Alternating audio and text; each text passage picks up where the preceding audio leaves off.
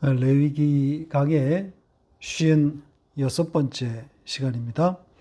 레위기 22장 17절로 25절까지 같이 읽겠습니다. 여호와께서 모세에게 말씀하여 이르시되 아론과 그의 아들들과 이스라엘 온 족속에게 말하여 이르라.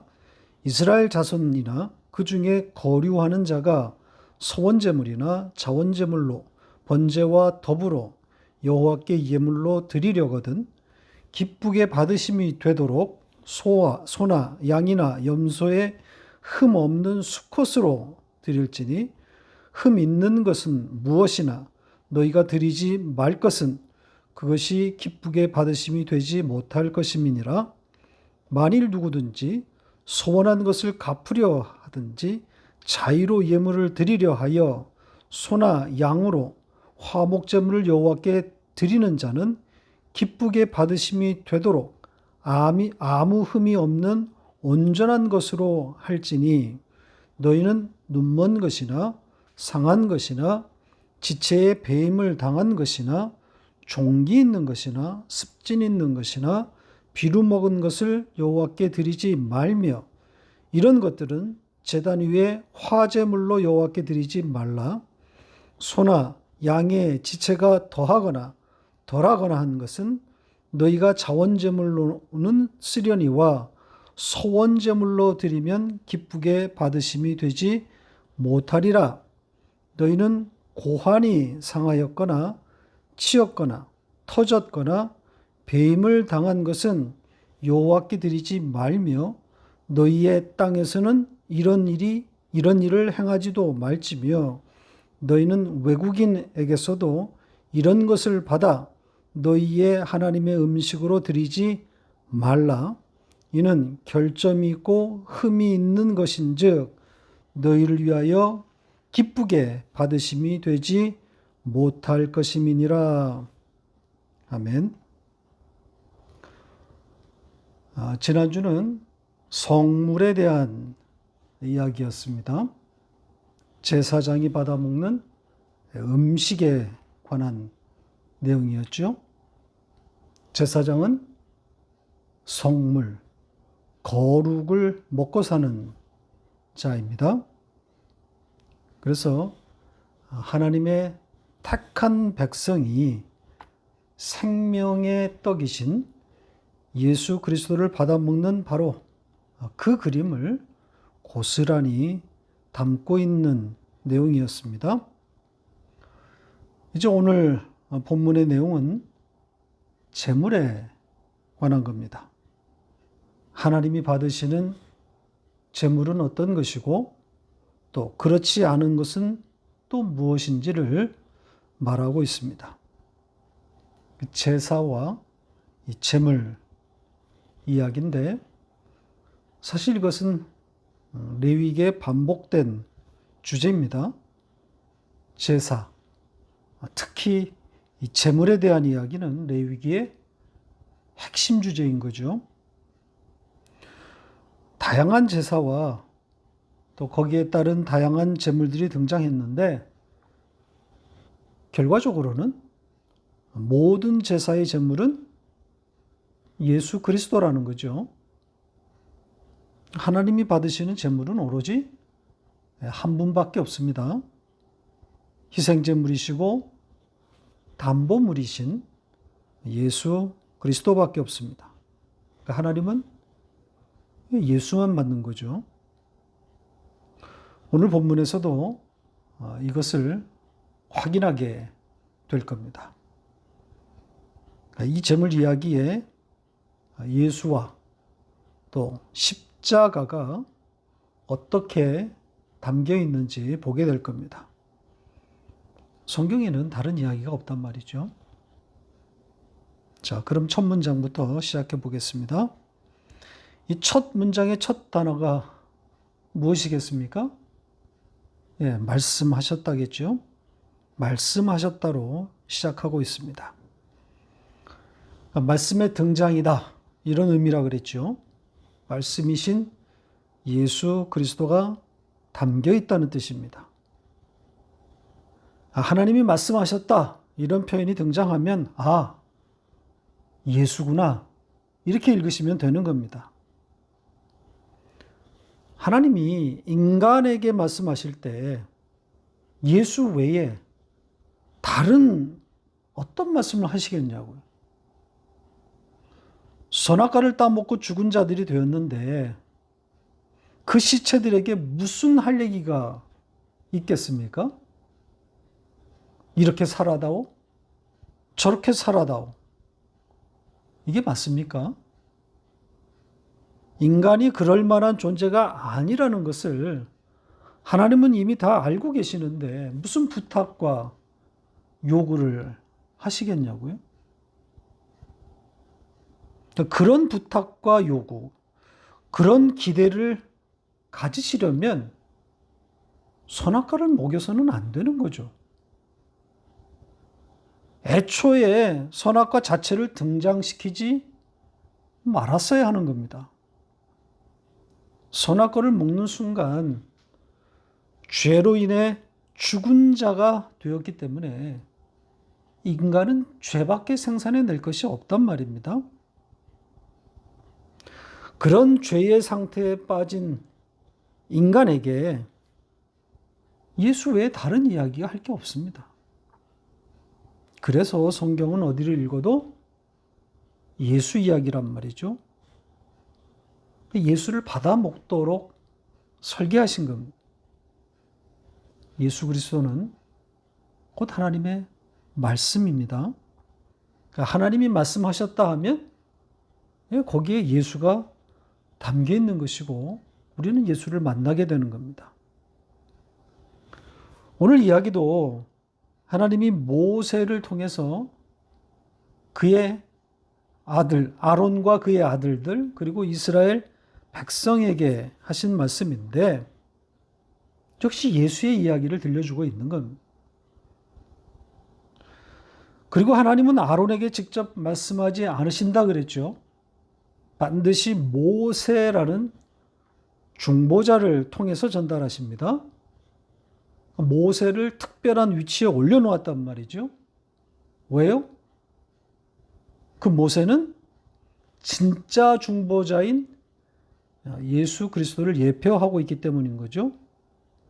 모세를 통해서 하나님은 예수를 알려주는 겁니다. 따라서 모세의 영도력이나 리더십 등을 논하는 것은 바보 같은 짓입니다. 모세를 통해서 중보자 예수를 보라는 겁니다. 그런데 인간들은 그 예수는 놓치고 엉뚱하게도 모세를 연구하고 있단 말이죠. 그러니 교훈만 난무하게 되는 겁니다. 자, 이제 중보자 모세를 통해서 아론과 이스라엘 백성에게 전달된 내용을 좀 살펴보도록 하겠습니다. 제물에 대한 이야기라 그랬죠.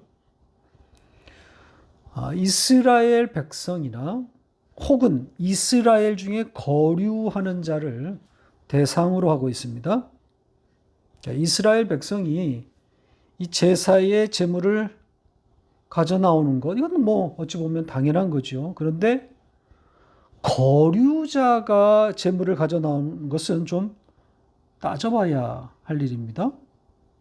지금 이 거류자라고 번역된 이 단어는 이스라엘 백성이 아닐 수 있음을 강력히 시사합니다. 자, 이 단어가 처음 성경에 등장하는 곳으로 가보겠습니다. 창세기 15장 13절 같이 읽겠습니다. 여호와께서 아브람에게 이르시되 너는 반드시 알라 네 자손이 이방에서 객이 되고 그들을 섬기겠고 그들을 400년 동안 내 자손을 괴롭히리니. 여기에 이 객이라고 번역된 단어가 같은 단어입니다. 그러니까 이방 나라에 거주하는 임시 체류자를 뜻하고 있지 않습니까? 외국 사람, 타인을 가리키는 단어입니다. 자, 그렇다면 이스라엘 중에 거하는 외국인도 이방인도 제사에 참여할 수 있다는 말이 되는 것인데 이게 가능합니까? 결론부터 말씀드리면 안 됩니다. 타인, 이방인이 하나님께 제물을 드리는 것은 있을 수 없습니다. 왜냐하면 제물은 예수 그리스도이기 때문입니다. 하나님의 백성이 아닌 자가 예수를 받을 수도 없고 따라서 예수를 위에 올려드릴 수도 없단 말입니다. 안 됩니다. 자, 그런데 지금 여기서는 이 거류자, 이 타국인이 하나님께 제물을 올린단 말이죠. 이걸 어떻게 읽어야 합니까? 자, 오늘 본문 외에도 타국인이, 이방인이 이 제물을 드리는 이야기는 성경 여러 곳에 기록되어 있습니다. 같은 레위기에 있는 한 군데를 좀 보고 가겠습니다. 보시죠. 레위기 17장 8절로 9절 같이 읽겠습니다. 너는 또 그들에게 이르라. 이스라엘 집 사람이나 혹은 그들 중에 거류하는 거류민이 번제나 제물을 드리되 회막문으로 가져다가 여호와께 드리지 아니하면 그는 백성 중에서 끊어지리라. 같은 단어가 사용된 문장입니다. 보시는 것처럼 거류민도 제물을 회막문으로 가져다가 여호와께 드리라고 하지 않습니까? 자, 이게 어떻게 되는 거죠? 이방인, 이 타인이 올리는 제물 어떻게 해석해야 합니까? 뭐 누구나 다 예수를 믿을 수 있다, 그런 이야기입니까? 예정과 선택, 이것과 충돌되는 이야기입니까? 아닙니다. 지금 이 거류자, 이 타국인은 방문자 같은 신분이 아닙니다. 이방인이기는 하지만 그러나 신분이 바뀐 자입니다. 이스라엘 집에 속한 자가 된 사람들입니다. 보세요. 레위기 25장 44절로 45절 같이 읽겠습니다. 네 종은 남녀를 막론하고 네 사방 이방인 중에서 취할지니 남녀 종은 이런 자 중에서 사올 것이며 또 너희 중에 거류하는 동거인들의 자녀 중에서도 너희가 사올 수 있고 또 그들이 너희와 함께 있어서 너희 땅에서 가정을 이룬 자들 중에서도 그리할 수 있은즉 그들이 너희의 소유가 될지니라. 자, 여기서도 지난주와 똑같은 패턴이 발견되고 있지 않습니까? 보시는 것처럼 사다, 또 소유, 이런 개념이 등장하고 있습니다. 이방인의 신분이기는 하지만 이스라엘 집이 그 사람을 사서 자기 소유로 삼았단 말이죠. 사면 소유가 되는 것이고 그래서 이스라엘에게 속한 자가 되는 거란 말입니다. 그 신분이 완전히 바뀌는 거죠. 그러니까 그렇게 신분이 바뀐 자들의 재물 이야기인 겁니다. 따라서 누구의 이야기가 되는 거겠습니까? 바로 우리의 이야기인 거죠. 자, 에베소서 2장 3절로 5절 같이 읽겠습니다. 전에는 우리도 다 그 가운데서 우리 육체의 욕심을 따라 지내며 육체와 마음에 원하는 것을 하여 다른 이들과 같이 본질상 진노의 자녀이었더니 긍휼이 풍성하신 하나님이 우리를 사랑하신 그 큰 사랑을 인하여 허물로 죽은 우리를 그리스도와 함께 살리셨고 너희는 은혜로 구원을 받은 것이라. 하나님을 알지 못했을 때의 우리의 상태 혹은 신분을 말하고 있는 내용입니다. 그렇게 죄와 허물로 계속 죽는 그런 우리를 하나님께서 예수를 대가로 지불하고 우리를 사서 당신의 소유로 만들었다는 거 아닙니까? 따라서 오늘 본문이 말하고 있는 이 제물을 드리는 거류민은 이스라엘의 집에 속하게 된 신분이 바뀐 자입니다. 바로 우리를 향하고 있는 말씀입니다. 자, 이제 그 제물 이야기로 넘어가 보겠습니다. 이스라엘 백성과 신분이 바뀐 거류민들이 드리는 제물 이야기입니다. 여기 서원제물 그리고 자원제물 이런 용어들이 등장하는데 이 용어부터 좀 보겠습니다. 우선 서원제물을 보면 이 서원이라는 말은 맹세, 약속이란 뜻입니다. 따라서 맹세의 제물, 약속의 제물이 되는 거죠. 자신이 어떤 것을 이행하겠다라고 맹세한 것에 따르는 그런 제물을 드리는 것을 말합니다. 반면에 자원제물은 말 그대로 자원에서 드리는 제물입니다. 그러니까 맹세나 약속에 따른 제사가 아니라 자유로운 마음으로 이 제물을 드리는 제사를 말하는 겁니다. 이 서원제물과 또 이 자원제물이 이 하나님께 드리는 그 제물의 종류는 같습니다. 소원을 위한 제물이나 자원하는 제물은 바치는 그 종류, 제물의 종류가 같아요. 소나 양이나 염소로 드릴 수 있습니다.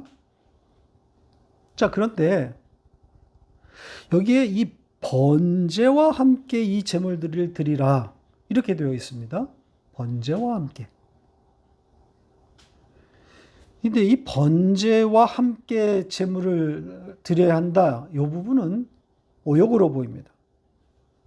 번제와 함께가 아니라 번제로 제물을 드리라입니다. 태우는 제사라는 거죠. 자, 여기 중요한 내용은 아무튼 이 제물에 대한 조건을 달아놓았다는 겁니다. 뭐 이 서원제물과 자원제물이 약간 차이들이 좀 있는데 좀 복잡하게는 되어 있습니다. 그러나 전체 문맥으로 좀 살펴보겠습니다. 그러니까 오늘 본문의 사실 대부분의 내용은 이 조건, 제물의 조건에 대한 이야기입니다. 그러니까 어떤 것은 하나님이 받으시고 어떤 것은 거부되는지 특별히 이 서원제물에 대해서 좀 이야기를 해보겠습니다. 우선 그 조건들을 좀 간략하게 요약한 후에 그 의미를 살펴보도록 하겠습니다.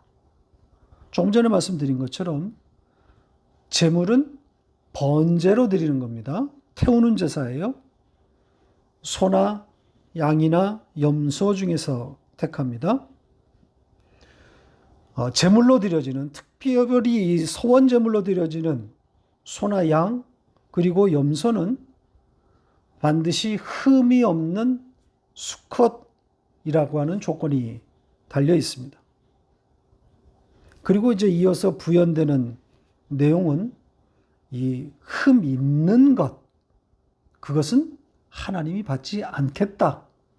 이렇게 또 첨가되어 있습니다. 강조가 되어 있는 거죠.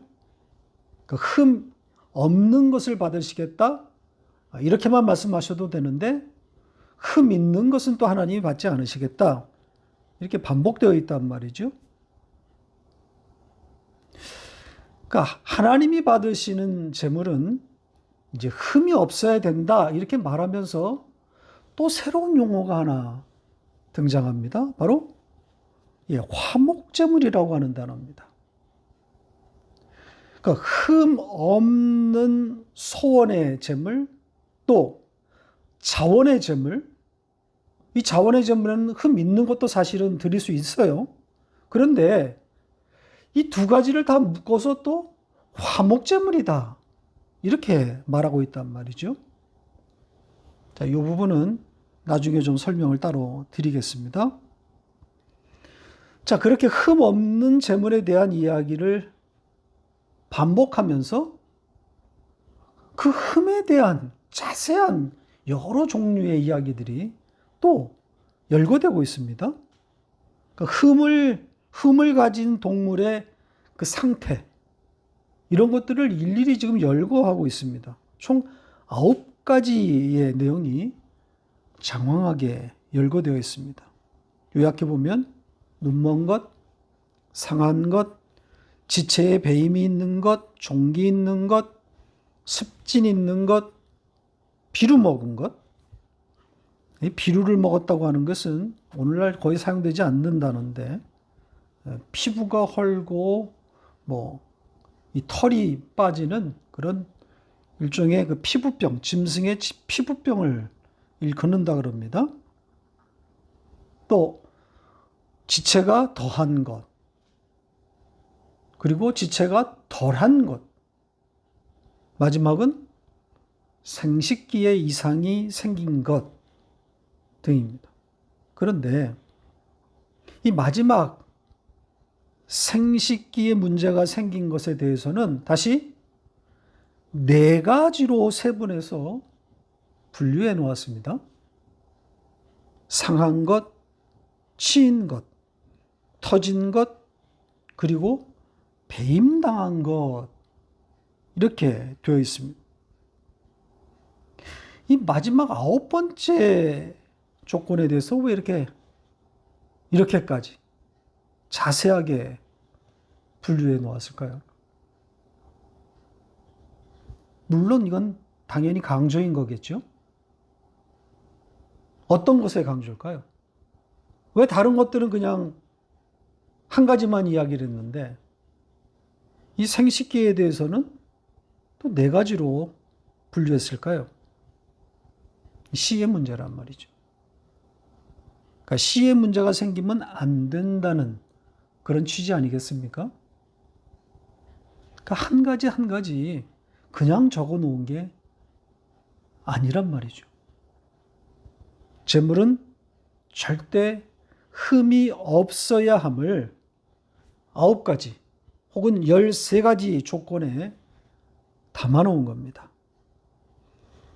그냥 흠이 없어야 한다, 이렇게 적을 수도 있는 건데, 그런 내용을 굳이 자질하게, 심지어는 구질구질하게 이런 내용들을 열거했을 때에는 거기에 강조 및 상당한 의미를 담아 놓은 겁니다. 왜 이렇게까지 반복하고 강조하고 있을까요? 그 재물이 예수 그리스도이기 때문입니다. 예수 그리스도인 거죠. 자, 이제 그 이야기를 하려고 합니다. 하나님이 받으시는 재물은 이 문맥상 흠 없는 수컷이어야 합니다. 그리고 그 재물, 그 소원과 자원의 재물은 곧 화목재물입니다. 그러니까 3가지 내용이 되는 거죠. 재물은 흠이 없어야 한다. 재물은 수컷이어야 된다. 재물은 화목재물이다. 자, 이 3가지 이야기를 좀 풀어가 보겠습니다. 흠 없는 재물 이야기부터 해보죠.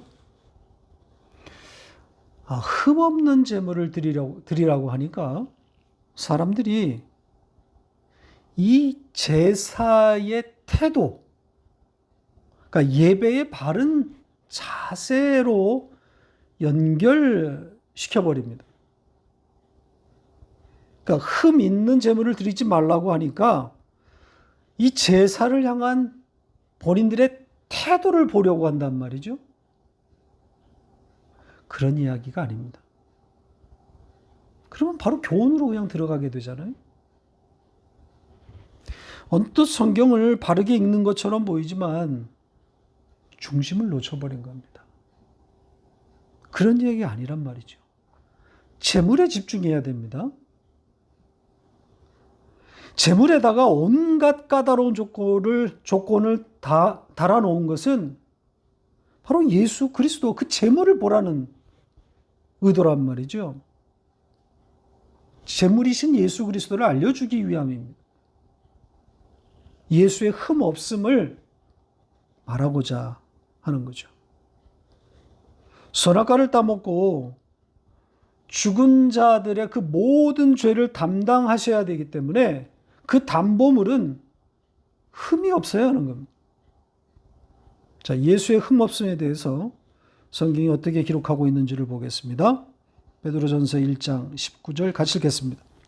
오직 흠 없고 점 없는 어린 양 같은 그리스도의 보배로운 피로 된 것이니라. 이 흠도 없고 점도 없는 어린 양이라 그러죠. 여기에 흠도 없고 점도 없다는 의미가 뭐겠어요? 자, 이렇게 또 해석되어 있습니다. 보시죠. 히브리서 4장 15절 같이 읽겠습니다. 우리에게 있는 대제사장은 우리의 연약함을 동정하지 못하시리가 아니요 모든 일에 우리와 똑같이 시험을 받으시니로되 죄는 없으시니라. 인간으로 오셨지만 죄는 없는 예수입니다. 이렇게 죄가 없어야 죄인들을 위한 대속물이 될 수 있는 거죠. 그래서 동정녀의 몸에서 나오지 않으셨습니까? 성령으로 잉태되어서 사람의 씨를 받지 않았단 말입니다.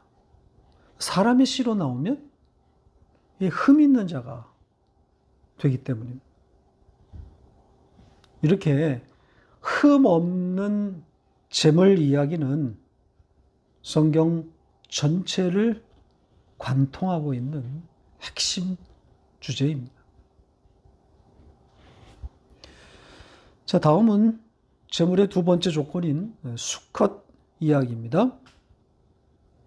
이 제물에 대해서 사실 수컷이 명시된 것도 있고 또 아닌 것도 있습니다. 그러니까 모든 제물은 다 수컷이어야 한다 이렇게 말하고 있지는 않아요. 암컷도 제물로 드려집니다.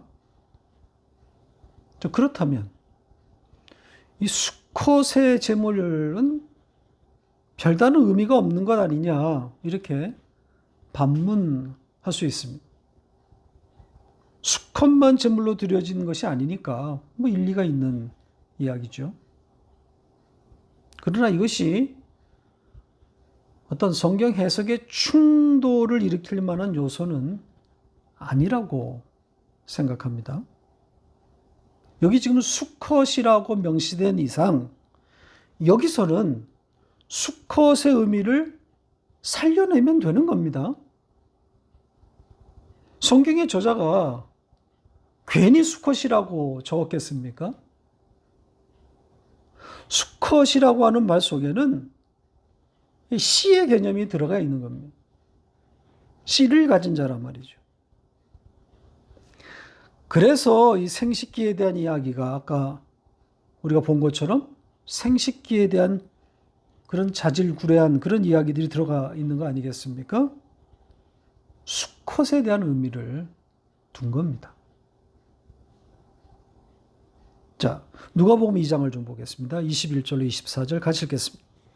할례할 8일이 되매 그 이름을 예수라 하니 곧 잉태하기 전에 천사가 일컬음 바라라.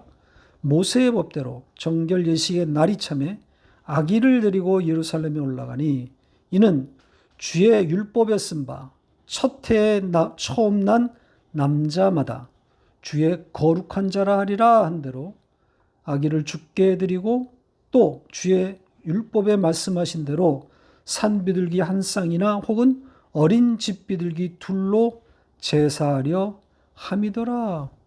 예수의 할례에 대한 이야기죠. 예수의 할례를 말하면서 민수기 3장을 인용하고 있습니다. 처음 난 자마다, 처음 난 남자마다 주의 거룩한 자라. 요 말의 원뜻은 남자만 거룩하다는 겁니다. 바로 그 남자가 예수 그리스도이기 때문인 거죠. 그래서 이 수컷이라는 단어를 그냥 넘어가면 안 되는 겁니다. 오실 메시아는 그 남자란 말이죠. 한 구절 더 보겠습니다. 요한계시록 12장 5절 같이 읽겠습니다. 여자가 아들을 낳으니 이는 장차 철장으로 만국을 다스릴 남자라. 그 아이를 하나님 앞과 그 보호자 앞으로 올라가더라. 여자가 낳은 아들, 남자라 부르고 있죠. 이 아들, 이 남자, 철장으로 만국을 다스릴 이 남자 누굽니까? 예수 그리스도인 거죠. 그러면 그 아들을 낳는 여자, 그 여자는 누구를 말한다 그랬습니까? 교회라 그랬죠. 자, 계시록 강의를 참고하시기 바랍니다. 이렇게 수컷 제물이 등장하는 것은 그 남자, 예수 그리스도를 담고 있기 때문입니다. 자, 마지막 내용은 화목제물에 대한 겁니다. 서원과 자원의 제물을 가리켜서 다 화목제물이다 이렇게 칭했다 그랬죠. 이 화목제물 역시 제물의 의미를 잘 담고 있는 용어입니다. 선악과를 따먹은 인간은 하나님과 원수가 되어버렸습니다. 하나님께로 나아갈 길이 막혀버린 거죠. 자, 그 막혀버린 상태를 성경이 이렇게 담아놓았습니다. 창세기 3장 24절 같이 읽겠습니다. 이같이 하나님이 그 사람을 쫓아내시고 에덴 동산 동쪽에 그룹들과 두루 도는 불칼을 두어 생명나무의 길을 지키게 하시니라. 선악과를 따먹고 인간에게 일어난 아주 중요한 사건이죠. 생명나무로 가는 길을 그룹들과 불칼을 두어서 막았다 그랬습니다. 그러니까 하나님과 인간 사이의 그 깨진 관계, 그 상태를 잘 담고 있는 그림입니다. 자, 이렇게 막혀버린 생명나무로 가는 그 길, 그걸 여는 방법은 오직 하나밖에 없는 거죠. 화목을 위한 제물, 화목의 제물이 올라가므로 그 길이 열리는 겁니다. 자, 그 화목 제물에 대해서 에베소서는 이렇게 말합니다. 에베소서 2장 14절로 18절 같이 읽겠습니다. 그는 우리의 화평이신지라 둘로 하나를 만드사 원수된 것 곧 중간에 막힌 담을 자기 육체로 시고 법조문으로 된 계명의 율법을 폐하셨으니 이는 이 둘로 자기 안에서 한 새 사람을 지어 화평하게 하시고 또 십자가로 이 둘을 한 몸으로 하나님과 화목하게 하려 하심이라. 원수된 것을 십자가로 소멸하시고 또 오셔서 먼 데 있는 너희에게 평안을 전하시고 가까운 데 있는 자들에게 평안을 전하셨으니 이는 그로 말미암아 우리 둘이 한 성령 안에서 아버지께 나아감을 얻게 하려 하심이라. 이게 화목제물이라고 하는 직접적인 표현은 없지만 내용은 정확하게 화목제물이신 예수 그리스도를 담고 있는 내용입니다. 그리고 여기에 화평, 또 평안 이렇게 번역된 단어는 전부 에레네, 평화, 바로 화목입니다. 샬롬. 그러니까 예수라는 제물이 화목 제물이 십자가에 달려서 하나님께 올라감으로 하나님께로 가는 길이 열려 화목하게 되었다는 겁니다. 그걸 성경은 화평이다, 화목이다 이렇게 말하고 있습니다. 성경이 말하고 있는 평화는 바로 이겁니다. 세상이 말하는 평화가 아닙니다. 성경은 이 땅에 이 세상의 평화를 말한 적이 없어요. 땅의 평화를 말한 거라면 이 세상이 이렇게 흘러가면 안 되는 거죠. 하나님을 이 땅, 이 세상의 영역으로 끌어내리려고 하면 안 됩니다. 우리는 코로나로 인해서 충분히 경험하지 않았습니까? 코로나에 대해서 하나님은 어떤 것도 하지 않으셨단 말입니다. 예배가 수개월 혹은 2년 가까이 중단되었음에도 코로나를 막아주지 않았단 말입니다. 예배와 집회를 강행하다가 목숨을 잃어버린, 생명을 잃어버린 사람들이 얼마나 많습니까? 하나님을 잘못 알았기 때문에 일어난 일입니다. 아무데나 마구잡이로 하나님을 불러 제끼면 안 됩니다.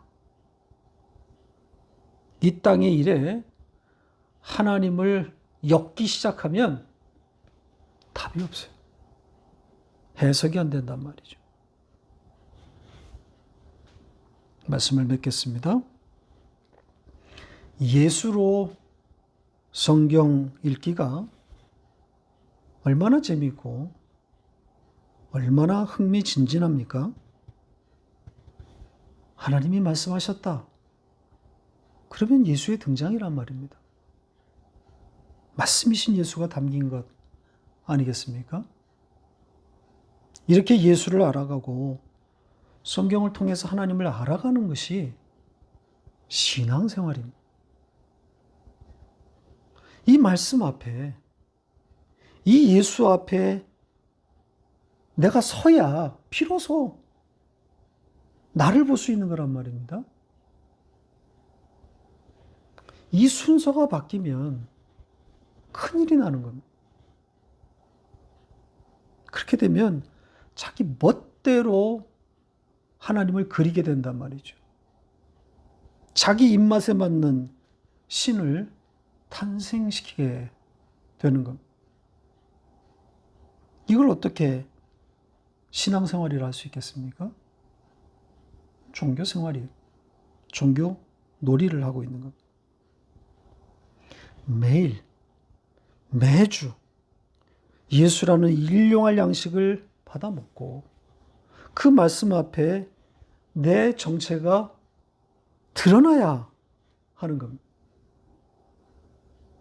그래야 죽게 된 나를 보게 되는 것 아니겠습니까? 자, 이사야서 6장의 말씀을 보고 마치겠습니다. 이사야서 6장 5절 같이 읽겠습니다. 그때에 내가 말하되 화로다 나여 망하게 되었도다. 나는 입술이 부정한 사람이요 나는 입술이 부정한 백성 중에 거주하면서 만군의 여호와이신 왕을 배웠음이로다 하였더라. 아멘.